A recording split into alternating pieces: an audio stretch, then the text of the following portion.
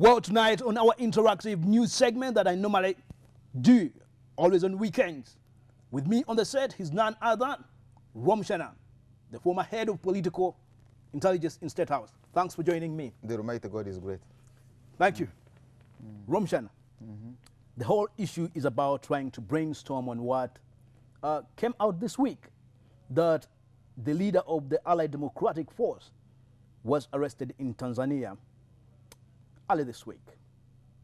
What do you make of this alleged arrest? Who in particular? Jamil Mukulu. I've tried to scratch here and there, and the indications I have that story is not correct.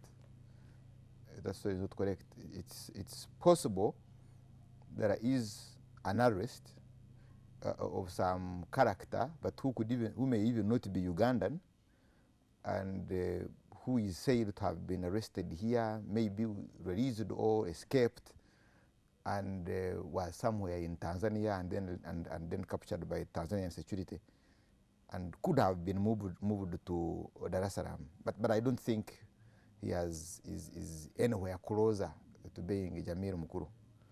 But what does it mean to the Ugandan intelligence, more especially the security sector? Why don't they come out to confirm to the public that the person who's arrested is not Jamil Mukulu? Yes, but you see, Allied Democratic Force is not limited to, because it's an allied force, and that means it had more other elements. It had more other organizations that came up together to form the Allied Democratic Force. For instance, NARU of Amon Bazara. You remember Amon Bazara? He was killed in Kenya. In Kenya. Amon Bazara is not a Muslim, but conveniently, or for some reason, you brand ADF an Islamic fundamentalist kind of organization, and then later on terrorist organization. Why am I bringing this? That Jamil Mukulu and ADF fit in that narrative, and therefore you can conveniently use it to explain the recent wave of killings when you haven't actually done substantive work in trying to unravel, in trying to get to the cracks of the matter and then explain these killings. And then you have a blanket arrest of people of religious faith. It's true, yes, there could have been Jamil Mukulu's, beware. There was also another code called Kabanda. You heard about Kabanda? Jada Kabanda. Kabanda. I'm not very sure whether Kabanda was necessarily the name of an individual, or it was a code of their commanders. And I'm not even very sure whether Jamil Mukulu, because I hear is Chagulani something. Yeah, it's called Chagulani something. Yeah, so you can even see that it is still a code.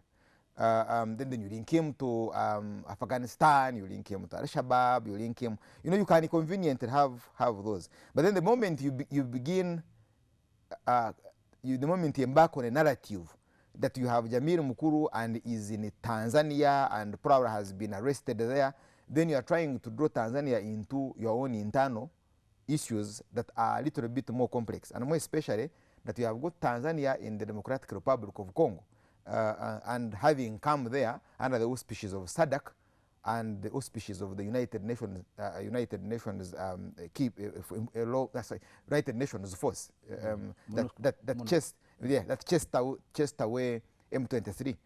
And then you remember it comes also on the heels of President Jakaya Kikwete calling on Rwanda to negotiate with FDLR, and also Uganda to negotiate with the various actors that are operating in Eastern Congo. But and indeed it's also true that there is a wave in Congo that is aimed at neutralizing what is termed as negative elements in the Congo. But the fact that the Ugandan government has not come up officially to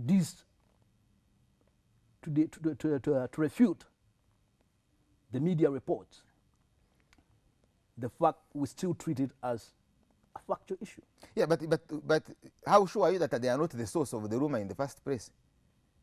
How sure are you that they are not the first rumor?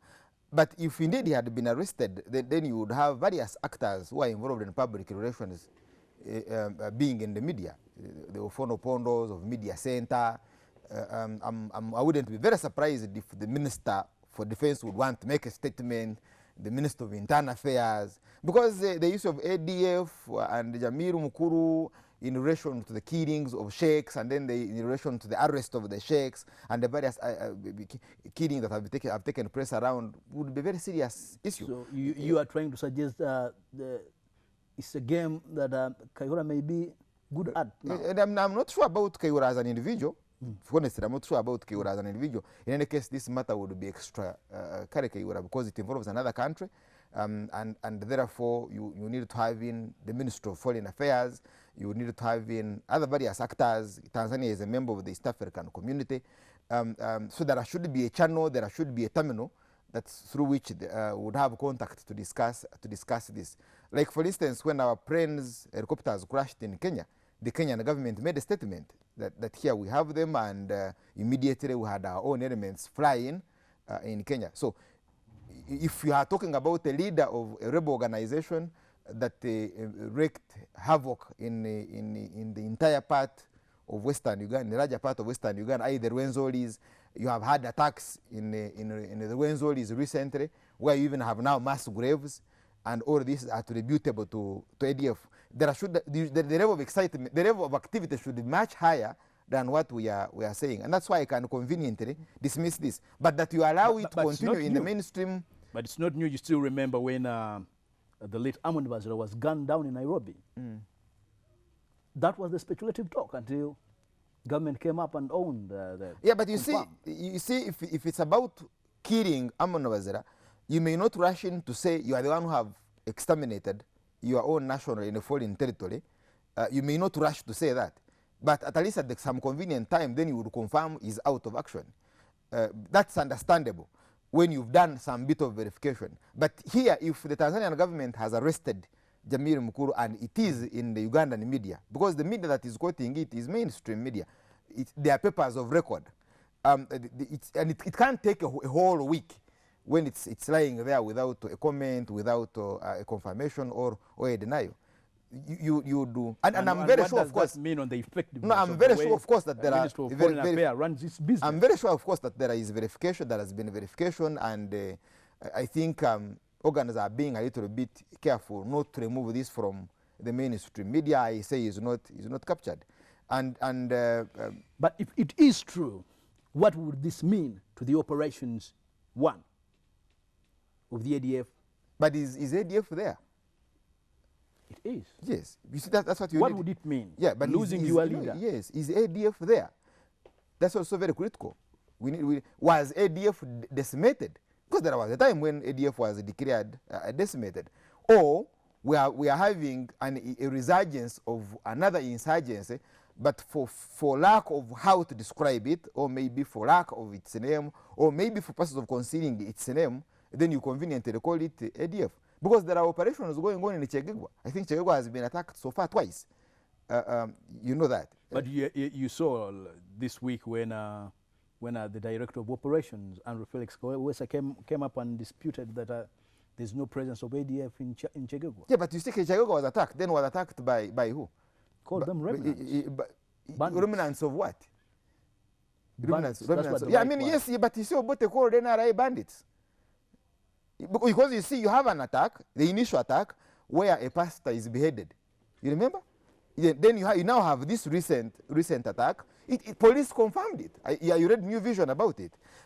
You read New Vision, where the spokesperson of the police confirmed, yes, there were gunmen. You know, conveniently they call them gunmen, but they appear organized. And that district has been so far attacked twice. Then you have attacks in Rwenzori. But those you don't want to accept that they are ADF. But when there are killings in Busoga, further off from their base in Rwenzolis, then you conveniently call it ADF. Is it a move to disorganize the ADF operations? But is ADF there? You see, you know, you're having... It's a fact that it's there. But where do you get the fact? Because those who are supposed to give you that fact, i.e. those who manage security, in areas close formerly to areas that were formerly bases of ADF, they don't want to accept that it's ADF. And yet there are larger operations taking place there, like in the Rwenzolis and the Chegegwa etc. Operations have taken place there. Attacks have taken place there. Attacks at police on security installations have taken place. Those they don't admit are ADF.